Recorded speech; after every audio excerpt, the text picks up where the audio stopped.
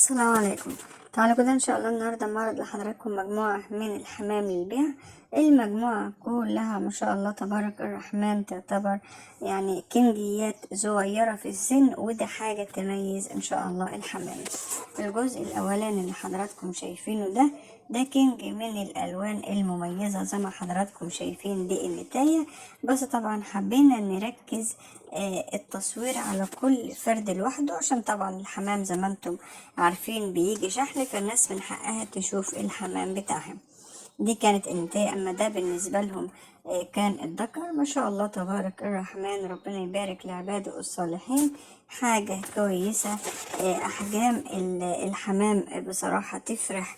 احجامه كويسة جدا، وانتاجه كمان كويس جدا، وكمان صغير في السن، وكمان بيأكل طبيعي. الحمام بيأكل طبيعي، وطبعا ميزة تميز جوز الحمام. ربنا يبارك ان شاء الله لعباده الصالحين. ده الذكر، واللي شفناه في البداية خالص كان النتاية بتاعته. ده طبعا الزغلول، ده زغلول اللي قدام ده، لكن ده الذكر اهوت، والنتاية هي اللي دخلت رقدت على البيض زي ما حضراتكم شفتم كده. الجزء اللي بعد كده جزء برضو من الحمام الكينج، من المستويات برضو يعني مش محتاج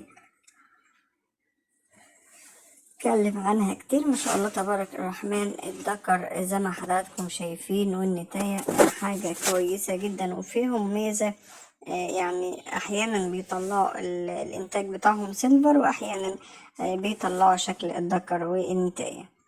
جوز برضه كويس جدا. التصوير يعني مش هعطيله حقه برضه، يعني هو احسن من كده بامانه في الطبيعه.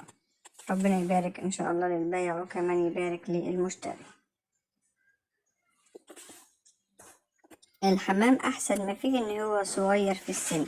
كلمة صغير في السن يعني انتاجه هيبقى عالي، نسبة التخصيب طبعا هتبقى عالية، النتاية هيبقى انتاجها حلو. بس اهم حاجة لما الحمام يجي عند حضرتك تأكله كويس، وان شاء الله يديك انتاج كويس جدا. ما شاء الله ربنا يبارك بإذن الله لعباده الصالحين. ربنا يبارك بإذن الله للبائع، وكمان يبارك للمشتري. الجزء اللي بعد كده جزء برضه من الحمام الكينج. مستوى ما شاء الله الذكر والنتاية كويسين جدا بأمانة، أحسن من التصوير. تحتهم زغلول بيأكلوا الذكر والنتاية. النتاية هي السيلفر، والذكر هو البني ده. النتاية يعني بصراحة كمستوى أحسن من التصوير. ده الذكر اهوت، حشنا النتاية عشان نوري الناس الذكر. تحجيم يعني كحمام كينج ما شاء الله مكور. رقبته كبيرة، التكورة بتاعته كويسة، حجمه إلى حد ما برضه كويس. كان بيأكل زغالين، والوقت هوري لحضراتكم وهم مع الزغلول بتاعهم. حجمهم كويس، التأكيل طبيعي، ودي أهم حاجة تميز طبعا الناس اللي حابة تربي فعلا. دي أكتر حاجة ممكن تميز جزء الحمام. أما يكون بيأكل طبيعي طبعا هيبقى صحته كويسة. الذكر هو كان بيأكل النتاية.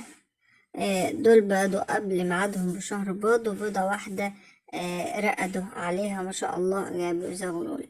مش احنا مش من المدرسة خالص اللي ممكن تخلي الحمام يتحضن، او بيضة او اتنين منهم لازم يبقوا ينام على البيض بتاعهم.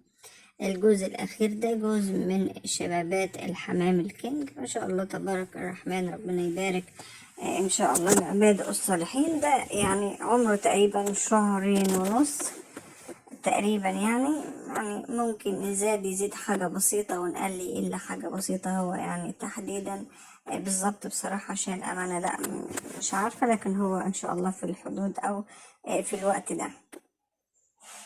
الجوز برضو كويس جدا إن شاء الله. الحمام الكينج مستواه كويس جدا، وتقليبه كويس، بس هو اللي بصراحة منه لسه صغير، يعني مش باين لا مستوى ولا أي حاجة. إن شاء الله ربنا يبارك للبائع، وكمان يبارك للمشتري.